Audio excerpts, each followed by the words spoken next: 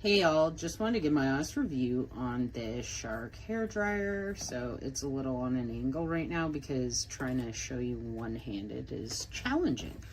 So it comes with all these different attachments, so you can air curl, diffuser, everything, which is absolutely amazing. That they all attach on the end here, which is awesome, and you have a little lock button, so yeah. So the reason this is kind of turned a little right now is I push this button.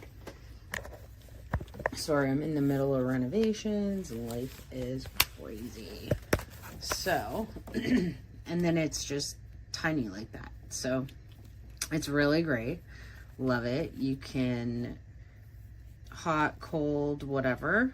So I'll turn it on so you can hear it.